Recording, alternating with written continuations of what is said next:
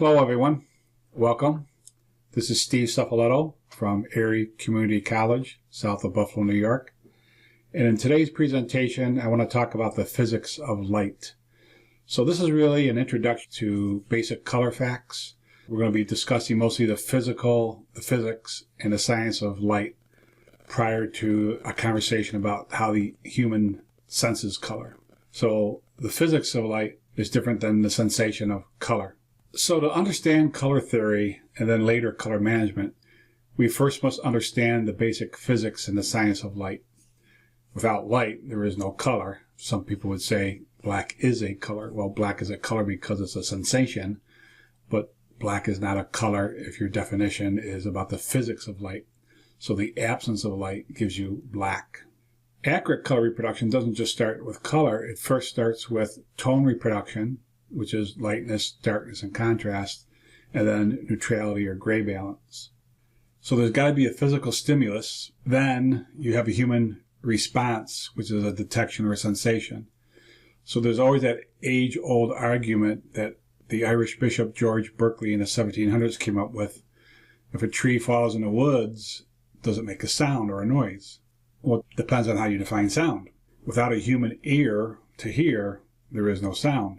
So let's talk more about the science of light and color. Metry is a suffix meaning measurement.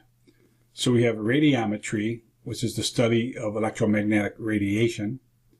We have photometry, which is the study of visible light to humans. We have sensitometry, which is the study of light-sensitive materials like photography. Then for color, we have densitometry, which is the measurement of optical density. We have colorimetry, which is the science of the human color vision. And then we have spectrophotometry, which is the measurement method that uses spectral data by wavelengths measured in nanometers. You can think about metry, meaning measurement, about geometry, which is the study of geometric shapes, or trigonometry, which is the study of triangles, specifically their sides and their angles. So, what is light? Well, light is energy or radiation within the electromagnetic spectrum. Visible light, often abbreviated VIS, V-I-S, is what we can see.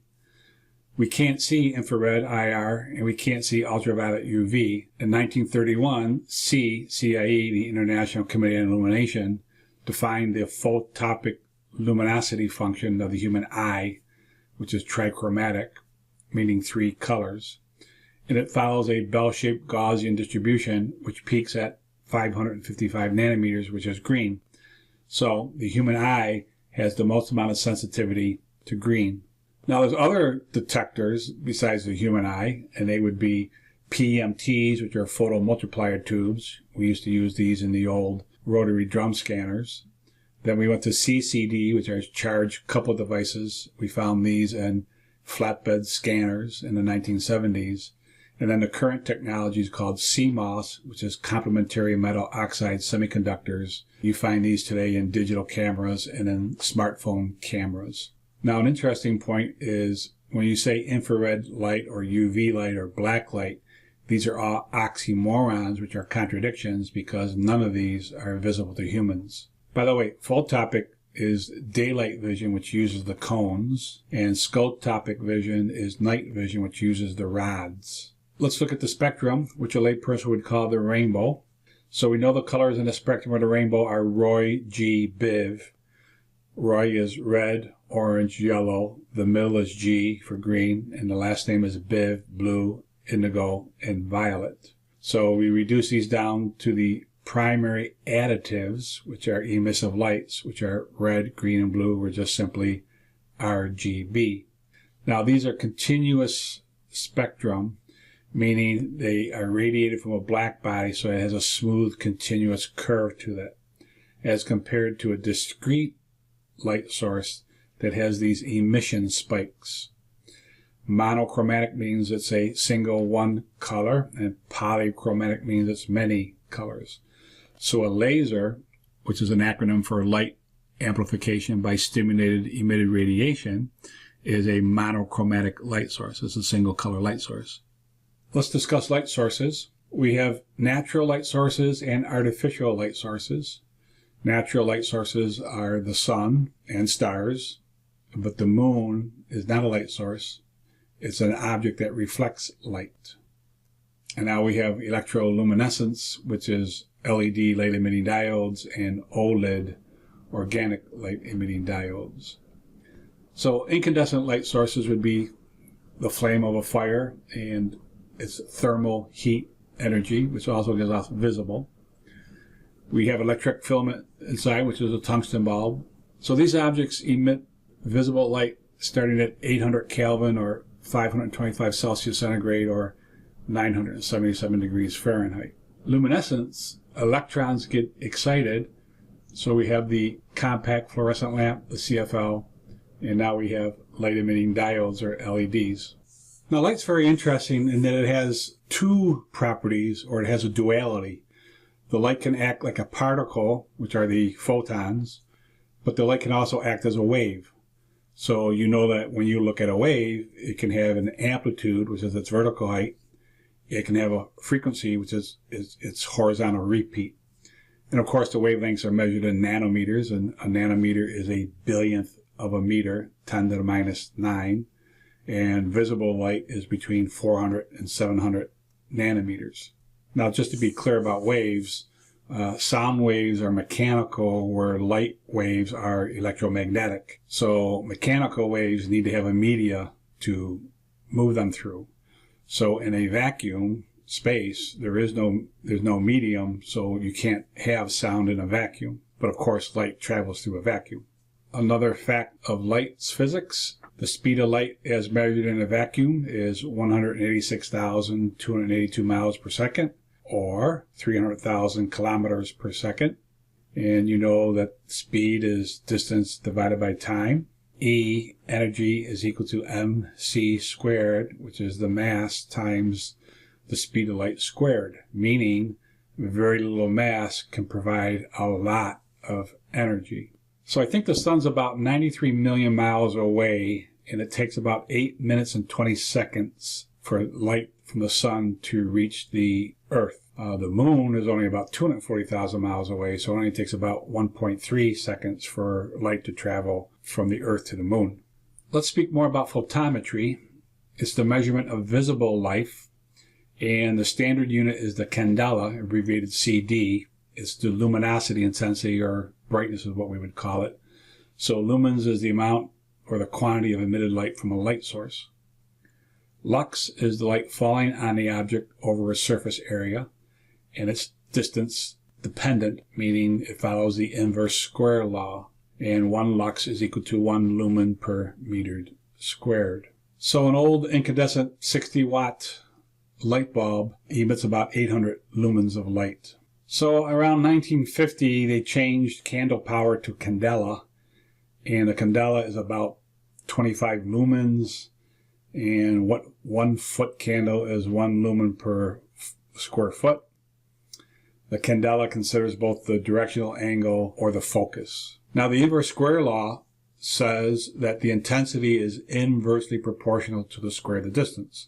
So light is not linear. It falls off, it fades, it spreads, it dilutes over distance.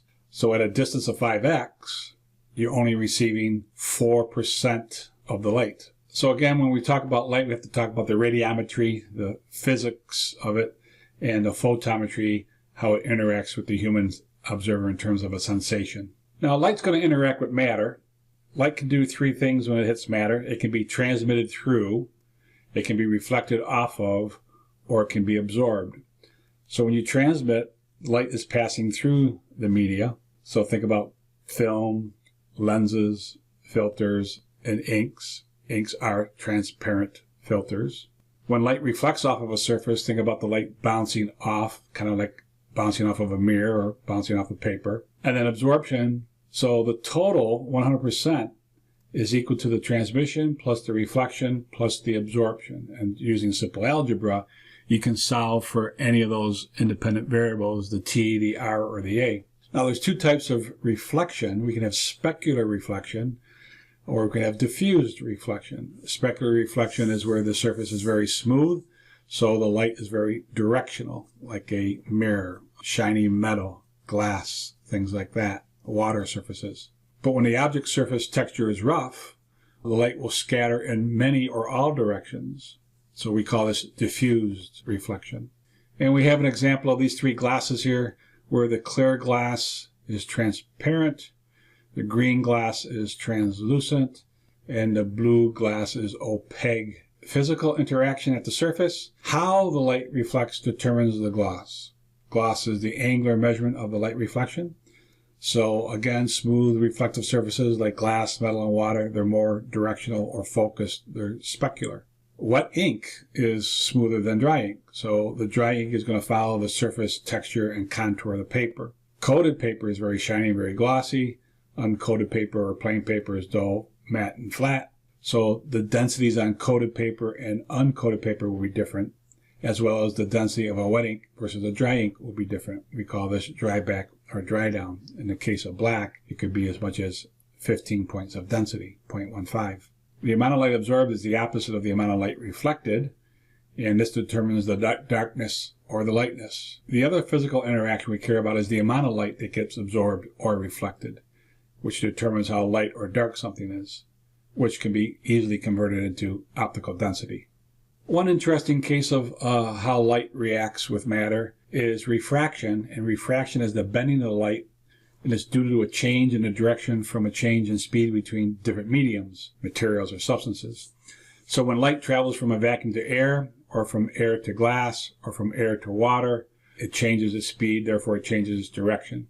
So we call this the refractive index, and it's the ratio of speeds in vacuum versus the media. So some typical refractive indexes are 1 in a vacuum, 1.3 in water, 1.5 in glass, and 2.5 in a diamond, which is why diamonds sparkle, because there's a lot of multiple internal reflections that make that diamond sparkle.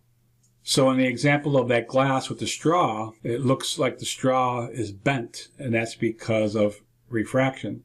So spear fishermen know that they don't throw the spear at the image of the fish. They throw it below the image of the fish because that's where the real fish is. And when we think about refraction here, inexpensive, cheap plastic lenses have a lot of chromatic aberration, but good glass lenses have less chromatic aberration. So here's some examples of some handheld reflection densitometers. The bottom left there is the old COSAR SOS40. The three top ones there are all from X-Rite. The one at the upper left is the 400 series.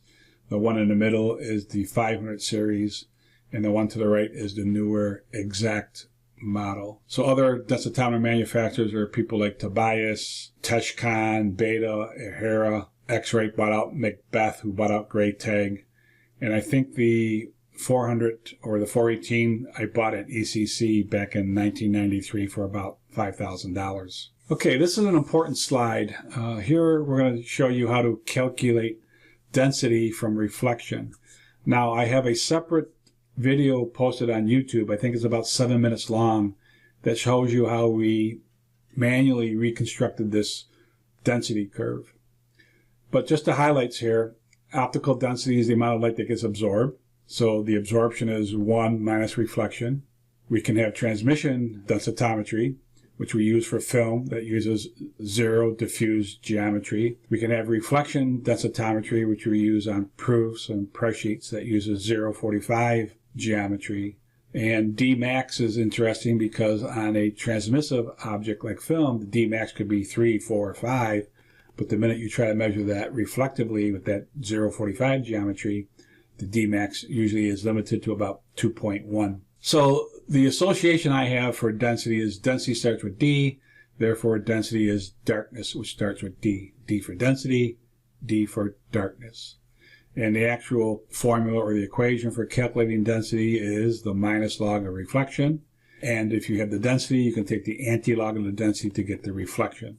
So the most important numbers here to remember are 0.3 density is always 50% reflection, and 0.15 density is always 70% reflection. So this is a log curve of density. This horizontal axis is reflectance, going from 0 to 100. This vertical or X column here is the density going from 0 to 3. And you notice that it is not a straight linear line. It is a very bent curved, and that curve is called a log curve or an exponential curve. Again, we'll see this later in a separate video posted to YouTube. So let's just briefly talk about log scales. We know that in math, we can perform some arithmetic operations like addition or subtraction. They're opposites or inverses. We can do multiplication and division. They're opposite and inverses. And we can do squaring and square roots, which are opposites and inversions. So the arithmetic scale is very linear. Equal distances are equal amounts. The log scale is nonlinear. It could be considered exponential. So if we use a base 10, the exponent is what we raise, and it could be a binary base, 2 to the 8th power would be 256 gray levels. And the advantage of having a log scale is that it's very convenient for graphing extreme range of numbers from very small to very large. So a logical progression in this presentation would be once we get the basic physics and science and math of light understood, we can move on to color. So the next, which would be later topics, would be tone reproduction, which is contrast, and then we could talk about color, which would be C, lab, L star, A star, B star, LCH, and delta E. And then finally, we would talk about digital color when it comes to bit, byte, bitmap, and bit depth. So a continuing theme I have is basic, intermediate, advanced, crawl, walk, run. So this is the first in a series of lectures, presentations, that really is a preface to color. So once the light reacts with the human eye, we can now have a perceived response, a sensation. So the intensity is the physical stimulus. It's objective, it's factual, it's radiometry, it's very linear. But brightness is a human perception or response. It's a very subjective opinion. We would use photometry for this. It's nonlinear. Refraction law states that human perception of senses like vision, hearing, taste, touch, and smell are all based on logs. They're logarithmic. So when we use vision, it's brightness. When we use hearing, it's decibels. And we could also have numbers or numerical quantitative data for taste, touch, and smell. So it turns out that when we look at the brightness curve or the L-star curve or Munsell's value curve, it's based on a cubed power, similar to a square root power. So this is the graph that shows the response of L-star. You notice that it's not linear. It's a logarithmic curve based on a cubed power. So here's a practical example of reproduction. What I want to do is treat this as a separate workshop exercise. So I'm going to refer this to another posting on YouTube, but I want to fill this table out. As always, thank you for participating and attending this presentation. I hope you found it interesting, informative, and valuable. And share the knowledge. Tell your friends. Bye now.